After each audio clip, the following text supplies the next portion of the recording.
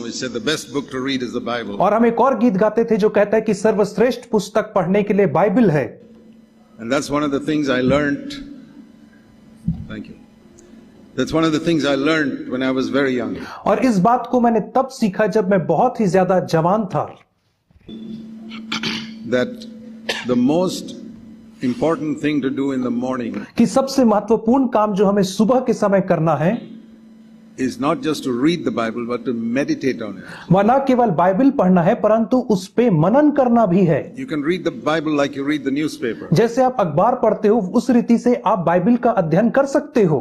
But the newspaper doesn't have any message for our heart. लेकिन newspaper में हमारे हृदय के लिए कोई संदेश नहीं होता है। It's only information about what's happening in the world. It's good to know that. और उसमें केवल समाचार होते हैं कि संसार में क्या घटनाएं हो रही हैं और ये सब को जानना भली बात है।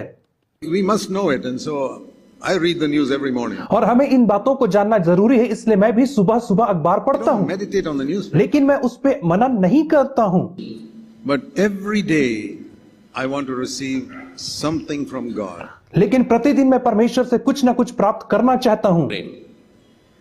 You know what were the first words written in the Bible that Jesus spoke after his baptism? और आप जानते हैं कि बाइबल में सबसे पहले वचन क्या लिखे गए हैं जिसे यीशु ने अपने बपतिस्मा के तुरंत बाद कहा। Jesus preached many sermons in the gospel. और यीशु मसीह ने सुसमाचार में अनेक संदेश को प्रचार किया। But among all those things, what are the very first words that came out of his mouth after the baptism written in the Bible? लेकिन इन सब चीजों के मध्य में सबसे पहला वचन जो उसके बपतिस्मा के बाद उसके मुख से निकला वह क्या था?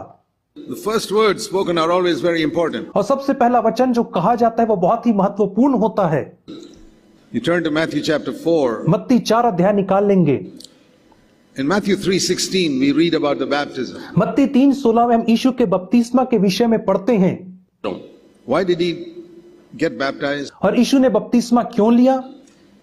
We get baptized to show that we are dead and buried to sin and we are risen again to a new life. और हम बपतिस्मा इसलिए लेते हैं ताकि हम यह संदेश दे सके कि हम पाप के लिए मर गए हैं और उसमें गाड़े गए हैं और एक नए जीवन के लिए हम जी उठे हैं। But Jesus never sinned. लेकिन यीशु ने कभी पाप नहीं किया था। Why did he need to be baptized? लेकिन उसे बपतिस्मा की क्या जरूरत पड़ी?